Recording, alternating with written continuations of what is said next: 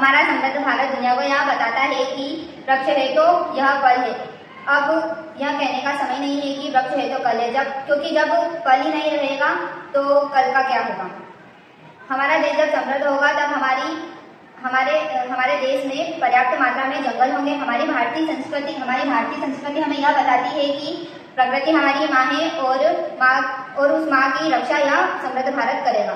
दुनिया में जितने भी देश समृद्ध हुए हैं उन्होंने प्रकृति व जंगलों का संरक्षण न के बराबर किया है, बल्कि उनका अधिक से अधिक दोहन किया है। हमारा समृद्ध भारत जितना प्रकृति से लेगा उसका कई गुना वापस लौटाएगा।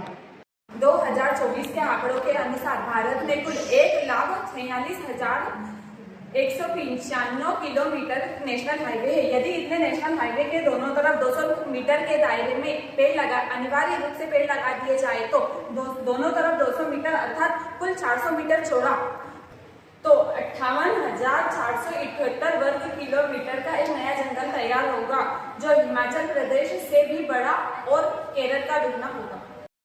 बड़े शहरों या मेट्रो सिटी की सड़कों के ऊपर एक लोहे की जाली बना दी जाए जो सड़क के इस पार या उस पार से दो मजबूत बीम से जुड़ी हुई होगी। जाली के पास बेल वाले पौधे लगाए जाए जो जाली के ऊपर फैल जाए, जिससे सड़कों पर छांव भी उपलब्ध हो जाएगी और पक्षियों की रहने की जगह भी मिल जाएगी। सन 2025 के आंकड़ों के अनुसार भारत देश में कुल 8,38,611 किलोमीटर में सड़कें हैं।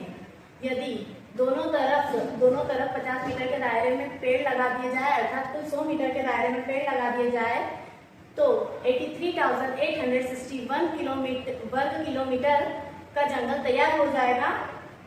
यह क्षेत्रफल असम से थोड़ा बड़ा व छत्तीसगढ़ से थोड़ा छोटा होगा। 2023 के आंकड़ों के अनुसार भारत देश में कुल 1,79,535 किलोमीटर के क्षेत्रफल में स्टेट हाईवे हैं।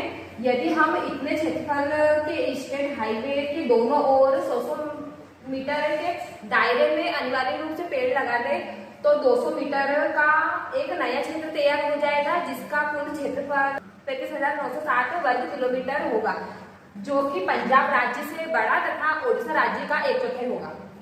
हर व्यक्ति के आधार कार्ड पर सरकार द्वारा निर्धारित एक निश्चित संख्या में पेड़ रजिस्टर्ड होना चाहिए तथा उसी के आधार पर उस व्यक्ति को सरकारी योजनाओं का लाभ मिलना चाहिए या सरकार द्वारा उस व्यक्ति को कोई रिवॉर्ड दिया जाना चाहिए।